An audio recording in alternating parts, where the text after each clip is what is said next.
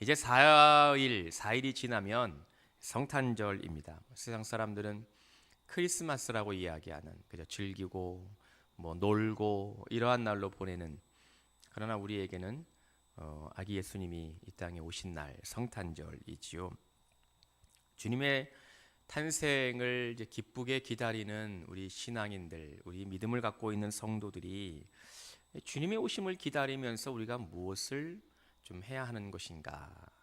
우리가 지금 이 시간 대강절을 보내면서 이렇게 주제를 가지고 말씀을 나누고 있지요. 이제 그것이 우리가 마땅히 대강절 기간 동안 예수께서 오심을 기다리고 소망하면서 어떻게 우리가 주님을 맞이해야 되는가? 그걸 우리가 좀 묵상하는 그러한 시간을 보내고 있습니다. 이제 그러다가 문득 우리가 성도님들을 바라볼 때 믿음을 갖고 신앙생활하는 우리들이 때때로 교회 안에서 우리가 힘들다고 느껴지고 또 우리가 무언가 나의 마음이 어렵다 이렇게 느껴지는 것이 있다면 그것이 무엇일까 이렇게 곰곰이 생각을 해보니까 그건 아마 일종의 의무감 때문에 생기고 비롯되는 것이리라, 그런 마음이 들게 됐습니다. 교회에 다니기 시작하면 뭘 해야 되는 것들이 많이 생깁니다. 어릴 때부터 신앙생활을 쭉 해오신 분들은 별로 그런 걸 느끼시지 못하지만 어른이 돼서 우리 교회에 등록하시고 아니면 새롭게 신앙생활, 교회 생활을 시작하시는 분들에게 있어서 교회를 다니기 시작하면 예전에 하지 않았던 일들을 막 해야 되는 일들이 생긴다는 것이죠. 예컨대 매 주일마다 예배 드려야 되잖아요, 우리가. 더군다나 우리 교회 오니까 무슨 성광교회는 또 금요일 밤에 또 하나님께 드려야 된다고 금요일 밤에도 막 나오라고 그러고 막 이러니까, 뿐만 아니라 교회를 다니면 각종 모임이 또 얼마나 많아요. 선교회 모임, 뭐 가지가꾸기 모임, 뭐 이런 것도, 뭐 찬양대는 찬양대, 또 작은 숲 지기는 지기, 모임이 얼마나 많은지 몰라요. 각 모임에 나오라고 그러기도 하지요. 또 직분을 받게 되면 뭐 교회로 섬겨야 된다고 그러고 뭐 봉사도 해야 된다고 안 하던 일들을 자꾸 하게 됩니다. 또 어떤 의미로 보면 처음 성도님들에게 입장에서 좀 당황스럽게 여겨지는 것들이 있다면 하나님께 헌금하는 것, 예물을 드리는 것도 이거 안 하던 건데 해야 되는 거니까 좀 이렇게 뭐라 그럴까요? 당황스럽기도 하고 좀 이해가 안 되기도 하고 이러한 일들이 생긴다는 것이지요. 그런데 좀 시간이 지나면 성도님들이 비교적 빨리 그런 거 적응을 합니다. 예배드리는 일에 열심을 내려고 하고 또 각종 모임에도 잘 참석하려고 애를 쓰기도 하고 또 직분이 주어지면 교회를 섬기는 일에 최선을 다하기도 하고 또 하나님께 헌금으로 예물을 드리는 것에도 곧 익숙해져서 열심으로 드리려는 그러한 모습들을 보게 됩니다. 그럼에도 불구하고 우리의 마음속에는 늘 좀 무언가 이렇게 풀어지지 않는 일종의 이제 부담감 같은 것들이 남아 있게 되지요. 아마도 그것은 더 잘해야 되는데, 더 열심히 해야 되는데, 이러한 것으로부터 해야 할 것을 잘 하지 못하는 것 같아서 느껴지는 자책감 때문에 생기는 것이라고 봅니다. 사실 우리 모두는 지금보다 더 잘하고 싶은 마음이 있습니다. 이러한 마음은 거짓이 아닙니다. 우리 모두에게 동일하게 하나님이 주신 마음입니다. 신앙을 가지고 있는 성도들이나 세상 사람들 모두는 자신에게 주어진 직무 또 사명, 이 일을 잘 완수하고 싶어 합니다. 중간에 아니면 뭐 이렇게 그만두려고 하는 사람이 누가 있겠습니까? 그냥 대충 불성실하게 하려고 하는 사람들이 또 누가 있겠습니까? 다 열심히 최선을 다해서 하고 싶어 하죠. 다른 사람보다 더 잘하고 싶은 마음, 이전의 것보다 더 나아지게 만들고 싶은 그러한 어떤 그 소망, 이런 마음들을 다 가지고 있습니다. 이게 지극히 자연스러운 모습이라고 할 수 있습니다.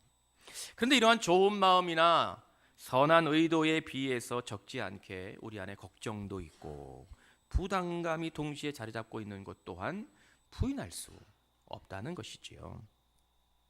그것이 우리를 힘들게 하기도 하고 마치 우리를 이렇게 옥죄는 것 같은 느낌을 받게 하기도 한다는 말씀입니다.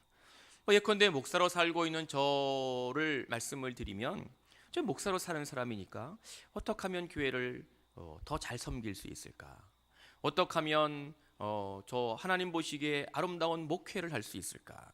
뭐 이런 것이 저에게 이제 거룩한 고민이 되기도 하고, 그것이 때때로 마음을 이렇게 짓누르는 듯한 느낌을 받기도 하고, 이제 뭐 그런다는 겁니다. 여러분들도 뭐 저와 크게 다르지 않으시겠죠? 뭐 일상의 생활에서나 하나님의 교회를 섬기고 신앙생활하는 이 여정에 있어서 저와 비슷한 것 때문에 마음이 좀 부담이 될 때도 있고 좀 짓눌리는 듯한 느낌을 받을 때가 아마 다 있으리라 짐작을 합니다.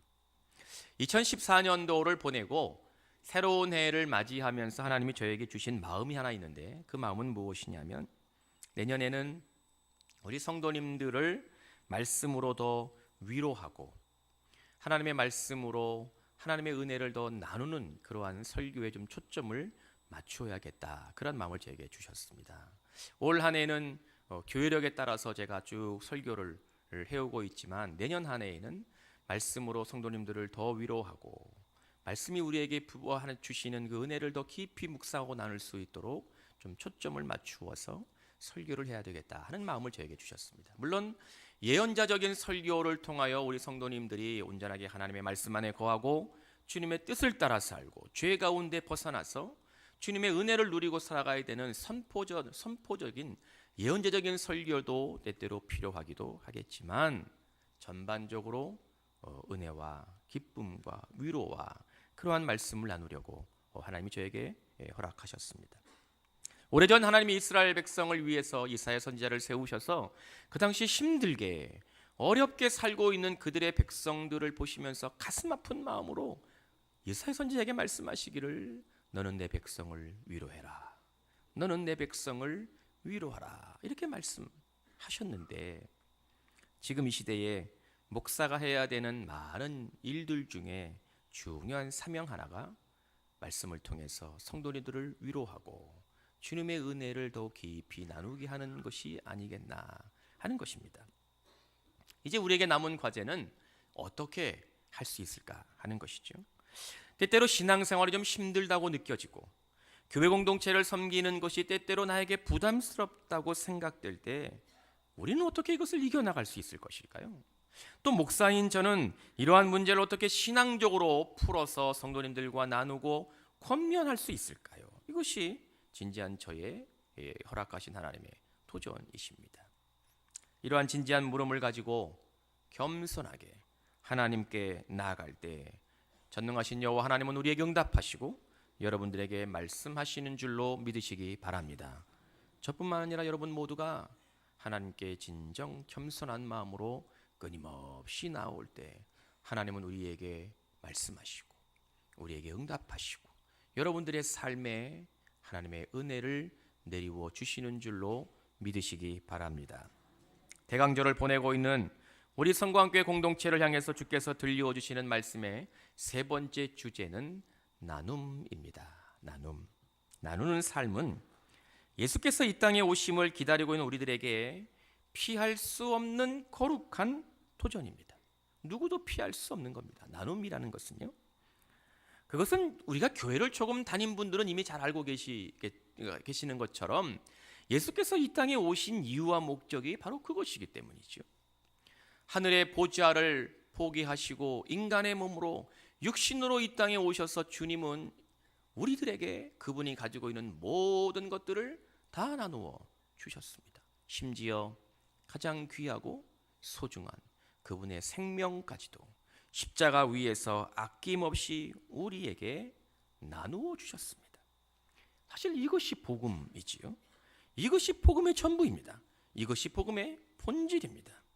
예수께서 죽을 수밖에 없는 우리들을 살리시려고 멸망의 구렁텅이에 빠져서 영원한 불구덩이에 빠질 수밖에 없는 우리들을 살리셔서 건지셔서 영원한 하나님의 나라에 들어가 그분과 함께 영생할 수 있도록 구원하시기 위하여 그분의 모든 것을 다 주신 것, 이것이 바로 복음이고 그분 때문에 우리가 새롭게 새로운 은혜로 살게 되었다는 그 복된 소식, 이 기쁨의 소식, 이것이 바로 복음인 것입니다.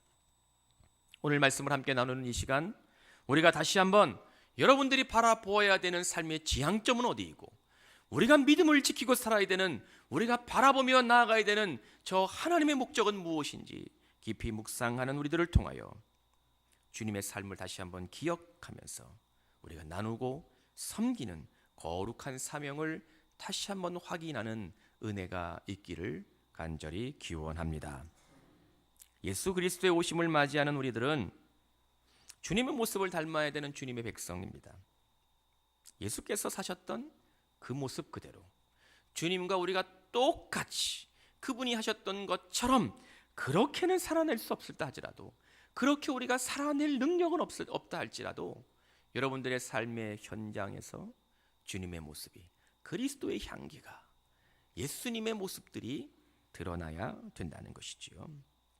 이것이 마땅한 일이고 주님이 우리들을 모두를 향하여 간절히 바라고 계시는 하나님의 마음이라 믿습니다. 그런데 좀 전에 언급해 드렸듯이 믿음의 삶, 주님을 따라가는 제자됨, 하나님의 뜻을 이루어가는 주의 백성으로 오늘의 시대를 살아간다는 것이 결코 쉬운 일이 아니라는 것이고, 그것 때문에 성도들 중에 많은 분들은 적지 않게 부담스러워하고 있다는 이 현실이라는 거죠. 저는 나눔이라는 주제를 가지고 말씀을 묵상하면서 좀 심각하게 우리가 믿음을 가지고 사는 주의 백성들인데, 하나님의 은혜를 누리고 살아가는 선택받은 주의 자녀들인데 왜 우리는 오늘을 힘들다고 여기는 걸까? 왜 우리는 오늘 기쁨과 은혜가 가득한 삶이라기보다는 뭔가 좀 힘들고 부담이 되고 여러 가지 어려운 일들을 느끼면서 살아갈 수밖에 없는 것일까 고민이 되었습니다. 아마도 이것에 머릿속에 번뜩 떠오르는 것이 있다면 외부의 환경적 변화 때문인 것처럼 보여집니다. 생활이 어려워졌다고 오래전부터 이야기를 합니다.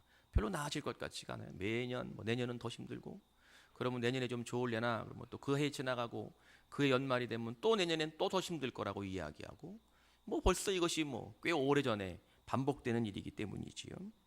더 이상 여유가 없다고 사람들이 자꾸 이야기를 합니다.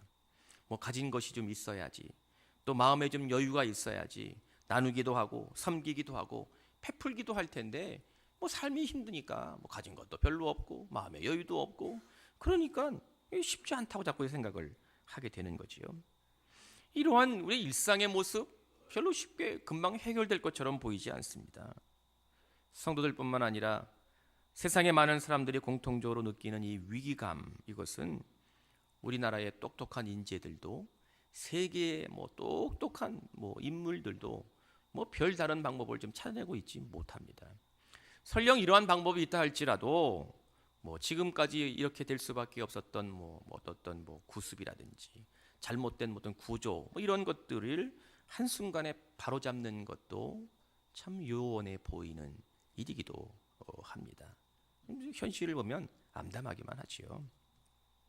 어떻게 되는 걸까요? 우리들이 그냥 낙담한 채 좌절감만을 맛보고 그냥 살아야 되는 걸까요? 내가 할 수 있는 일이 별로 없으니까 한숨이나 쉬면서 그냥 그나마 하루하루 연명하는 것이 최선이라고 그냥 서로 스스로 위안을 하며 살아야 되는 걸까요? 세상 사람들은 그나마 술이라도 마시고 취해서 현실의 삶을 잠시라도 잊을 수 있는 방도라도 갖고 있는데, 우리 믿는 자들은 그렇지도 못해서 맨날 멀쩡한 정신을 가지고 하루하루를 살아내야 되니 이것이 얼마나 어려운 것이겠습니까? 여러분들은 어떻게 하시겠습니까? 여러분들을 힘들게 하는 이 삶의 현장 속에서 우리는 어떻게 살아가야 되는 것일까요? 하나님을 향하여 하나님께 나와 우리가 진지하게 물을 때 주님이 전능하신 하나님께 우리에게 응답하시는 것은 너무도 분명합니다. 아주 오래전부터 일관되게 한 번도 변함없이 우리에게 대답하고 응답하시는 것, 기도하라는 것. 전능하신 하나님께 의지함을 온전하게 나와서 하나님만을 의지해야 된다는 것. 힘들고 어려울 때마다 하나님께 끊임없이 가까이 나와야 된다는 것. 성령께서 우리를 인도하셔서 우리에게 소망을 허락하시고 하나님의 은혜를 내려오 줄 것이라는 그 약속을 붙들며 살아야 된다는 것. 이것이 바로 답입니다. 성경은 시작부터 지금까지 단 한 번도 변함없이 일관되게 우리에게 응답하고 대답하시는 바 해결 방안이 바로 이것입니다. 다른 대안은 없습니다. 하나님의 말씀은 한 번도 틀린 적이 없어서 수천 년 동안 동일한 말씀으로 같은 음성으로 우리가 어느 시대를 살고 있든지 어느 장소에 거하고 있든지 어떠한 문화권에서 거하고 있든지 그 하나님의 말씀 하나로 우리의 삶에 적용하며 그 말씀이 우리에게 힘이 되고 그 말씀이 우리에게 능력이 되고 그 말씀이 우리에게 약속을 확인하게 하고 그 말씀이 하나님을 경험하게 하셔서 그 말씀을 적용하고 살아갈 때 우리가 새롭게 일어날 수 있는 힘과 능력을 허락하신다는 것을 우리에게 들려주고 계심을 믿으시기 바랍니다.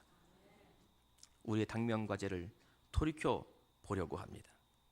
변함없으신 하나님, 좀 전에 말씀을 나누었던 것처럼 하나님은 한 번도 변함없으시고 이 세상을 오주를 만드신 이후로부터 오늘 이 시간까지 그분은 우리에게 단 한 번도 변함없이 우리를 사랑하고 계시며 우리에게 은혜를 베풀고 계시며 변함없는 분으로 우리를 찾아오고 계시는데, 우리를 만나려고 하시는데, 여러분들의 심령 속에 변함없는 하나님이 오늘도 임재하고 계시는데 우리들은 때때로 왜 그러한 하나님의 은혜를 온전하게 누리지 못하는 걸까요? 하나님은 변함없으신데 왜 나는 오늘도 힘들다고 여기고 교회 생활과 신앙 생활이 부담스럽다고 그렇게 생각하게 되어버린 것일까요? 예배하고 기도하고 주님의 교회를 섬긴다는 것이 왜 이렇게 어렵다고 생각하는 여기까지 우리가 와버린 것일까요? 이 대답은 우리 안에 찾아볼 수밖에 없습니다. 그것은 하나님은 변함없지 않은 분이시기 때문이지요. 문제의 원인은 하나님께 있는 것이 아니라 늘 언제나 우리에게 있습니다. 연약한 우리들에게 있습니다. 오늘 이 시간 우리는 자신의 믿음을, 자신의 신앙을 되돌아보아야 하는 지점에 서 있게 됩니다. 주님이 오시는 날을 기다리는 오늘 나의 믿음과 여러분들의 신앙을 되돌아봐야 되는 지점에 서 있게 되는 것이지요. 겸손하게, 정말로 겸손하게 주님의 음성을 듣고자 하면 주께서 우리에게 말씀하시고 여러분들에게 응답하시는 은혜가 있게 될 줄로 믿습니다. 제가 먼저 말씀을 준비하면서 하나님께 겸손하게 나아갈 때 주님은 제 안에 있는 두 가지를 발견하게 하셨습니다. 그 하나는 사랑과 성과를 혼돈하지 말아야 한다는 깨달음이었습니다. 엄밀하게 말해서 교회 공동체는 성과를 추구하는 단체가 아닙니다. 기업이어서 이윤을 창출해내는 단체, 집단이 아닙니다. 교회는 눈에 보이는 결과를 돌출하려고 하는 집단이 아니라 주님의 교회가 이룩해야 하는 단 하나의 목적이 있다면, 이룩해야 되는 목표가 있다면 그것은 바로 사랑입니다. 사랑입니다. 우리가 언젠가 하나님이 우리를 부르실 때 저 하늘나라에 가서 살아야 되는 그 천국, 그 하나님의 나라를 우리는 어디서 경험해야 되느냐? 바로 주님의 교회, 이곳에서 맛보고 누리고 경험해야 될 줄로 믿으시기 바랍니다.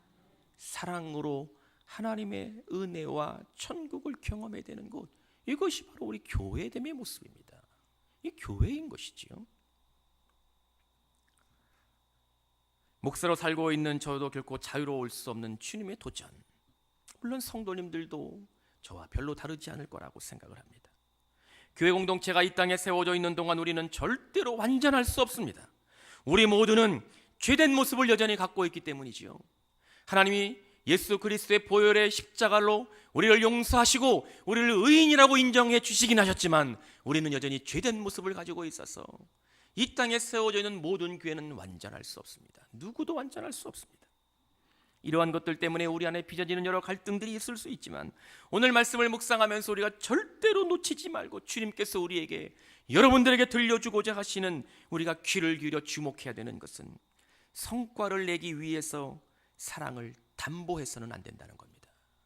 교회에서는, 교회 공동체, 신앙 공동체에서는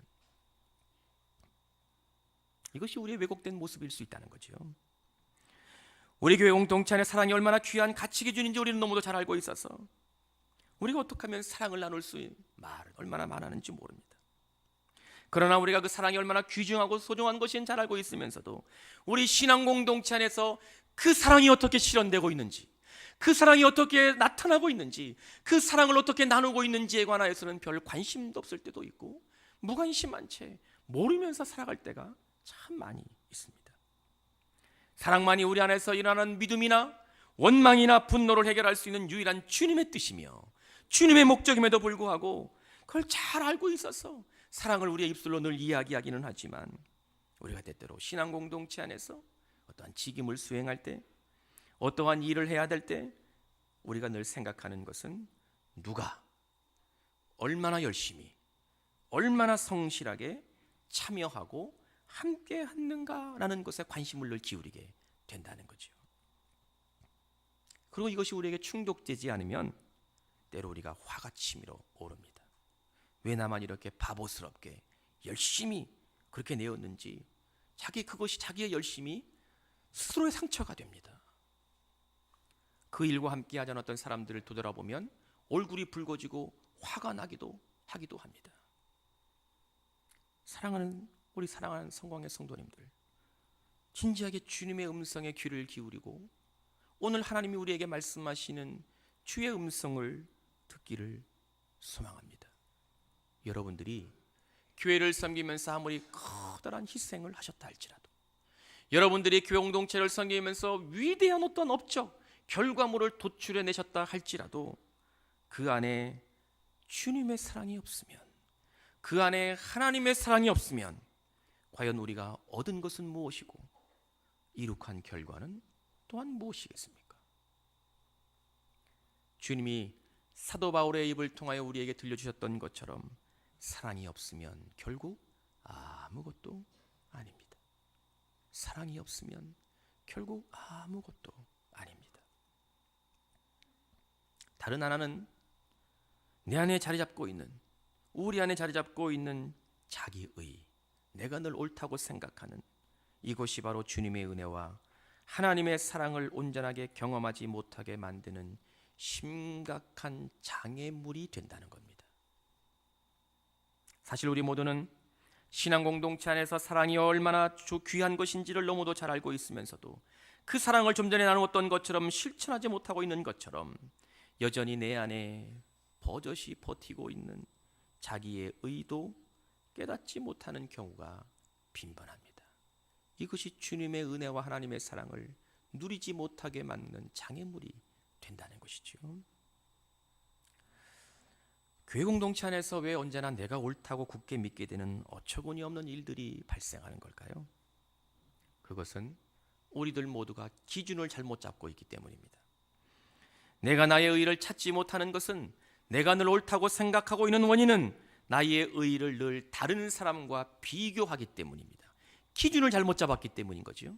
다른 사람, 다른 성도들의 기준을 잡아서 내가 저들보다는 조금 낫고, 내가 저보다는 조금 온전하고, 내가 저들보다는 좀 더 열심이고, 내가 저들보다는 온전하고 좀 윤리적으로 완벽하고, 내가 저들보다는 좀 더 최선을 다하는 삶을 살고 있기 때문에 늘 내가 옳다고 생각하게 되는 것이 되어버린 거죠. 나는 이만큼 열심인데 왜 저 사람은 저 정도밖에 못하는 거야?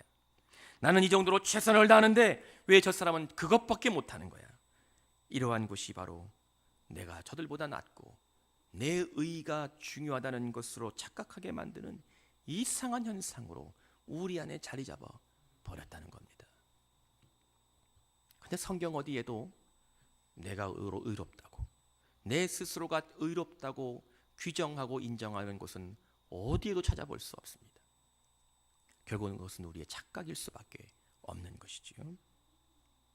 결국 내 의, 자기 의를 발견하지 못하는 이유, 내 의, 내가 왜곡된 자기 의를 주장하고 있다는 것을 발견하기 위해서 기준을 삼는다면 그것은 오직 전능하신 하나님 예수 그리스도만이 우리에게 기준 된다는 것을 깨닫는 은혜가 있기를 기원합니다. 주님만이 우리의 기준이 되실 때 내가 얼마나 자기 의에 사로잡혀 있는지를 정확하게 볼 수 있습니다. 내가 얼마나 바른 믿음을 가지고 있고 나의 섬김의 삶이 어떠하고 나눔을 실천하는 것이 잘 감당하고 있는 것인지를 잘 알기 위해서는, 그것을 가감없이 정확하게 알기 위해서는 그 기준을 예수님 삼을 때 내가 어떠한 믿음의 위치를 걸어가고 있는지 온전하게 보여진다는 겁니다. 주님께서 아버지 하나님을 향하여 섬기셨던 그분의 믿음, 예수께서 이 땅의 사람들을 섬기셨던 그분의 삶, 주님이 가지고 계셨던 것을 나눔의 실천이 바로 우리에게 흔들림 없는 기준 되어됨을 깨닫는 은혜가 있기를 축원합니다. 이러한 오류나 이러한 우리의 잘못됨이 우리들 모두가 하나님의 은혜와 주님의 사랑을 여러분들의 삶 속에서 매일매일의 생활의 순간순간마다 경험하지 못하게 가로막는 장애물들인 겁니다. 사랑이 우선이라는 것, 예수님만이 우리의 삶의 기준 된다는 것, 이것을 알지 못하면 우리가 성과를 내려는 것, 자기 의를 발견하지 못하는 것, 이러한 것들 때문에 우리는 늘 힘들 수밖에 없고 교회를 섬기는 것이 우리에게 부담이 될 수밖에 없다는 것이지요. 때때로 우리가 열심히 교회 생활을 하긴 하지만 그것이 우리와 하나님과 사랑과 아무런 관계없는 것일 수도 있고, 내 열심이 기쁨이 아니라 오히려 그 열심이 우리에게 부담이 되고 상처로 스스로 힘들게 만들어버리는 안타까운 일이 일어날 수밖에 없습니다. 이 자리에서 오늘 우리는 오늘 본문의 말씀에 주목해야 됩니다. 이사야 선지자는 오늘 말씀을 시작하면서 이렇게 외쳤습니다. 주님께서 나에게 기름을 부으시니 하나님의 영이 나에게 임하셨나이다. 아멘. 하나님이 나에게 기름 부으시니 여호와 하나님의 영이 나에게 임하셨나이다.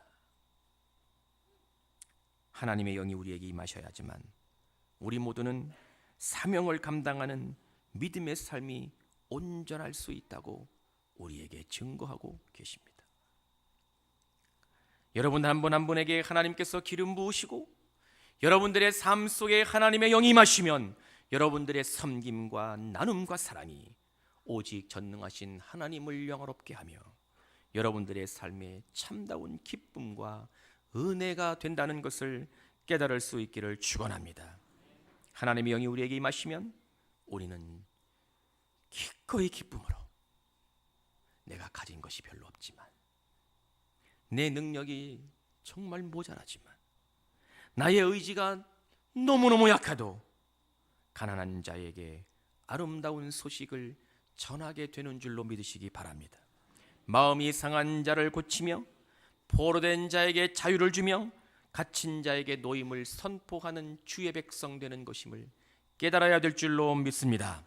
이러한 섬김과 나눔이 여러분들에게 부담이 아니라, 여러분들에게 짐이 아니라, 여러분들에게 죄책감을 느끼게 만드는 것이 아니라 주님이 주시는 능력으로 능히 감당하는 은혜의 자리가 된다는 것을 우리 모두가 말씀을 통하여 주의 음성으로 들을 수 있기를 기원합니다. 주님의 영이 우리에게 임하시는 날, 하나님의 영이 여러분들에게 임하시는 그날, 그날은 여러분들에게는 은혜의 날이며 세상에는 보복의 날이 되어서 주께서 허락하시는 놀라운 은혜와 기쁨과 승리가 가득하게 될 줄로 믿습니다. 주님이 이제 우리에게 오십니다. 예수 그리스도가 여러분들에게 임재하시기 위해서 여러분들에게 찾아오고 계십니다. 주님의 영이 여러분들의 삶을 통치하며 하나님의 영이 여러분들의 인생을 주도하시며 거룩한 영이 여러분들에게 세우시는 것을 통하여 하나님의 기쁨이 가득하고 섬김이 하나님의 은혜로 충만한 놀라운 역사가 우리 사랑하는 성광의 모든 성도님들에게 가득하고 충만하게 되기를 축원합니다. 미국의 신문 기자로 살았던 도로시 데이라는 분이 믿음으로 고백했던 한 귀절을 우연히 지난주에 읽게 되었습니다. 이 말이 저의 마음을 찌르고 다시 한번 하나님 앞에 서게 만드는 귀한 통찰력을 제공하는 말이 되었습니다. 여러분들에게 소개하려고 합니다. 그는 고백하기를, 내가 가장 덜 사랑하는 사람에게 주는 사랑, 내가 가장 덜 사랑하는 사람에게 주는 사랑, 그 사랑만큼만 나는 하나님을 사랑하는 것이다. 내가 가장 덜 사랑하는 사람에게 주는 사랑, 그 사람만큼만 나는 하나님을 사랑하는 것이다. 하나님을 향하여 우리가 사랑한다고 고백하는 여러분들의 사랑의 고백이, 여러분들의 사랑의 크기가 여러분들이 가장 덜 사랑하는 사랑의 크기만 그것과 다를 바가 없다는 것. 이 말이 저의 가슴을 찌르고 다시 한번 하나님께 나와 회개하게 만드는 도전이 되었습니다. 하나님은 우리 모두를 목숨처럼 사랑해 주셨습니다.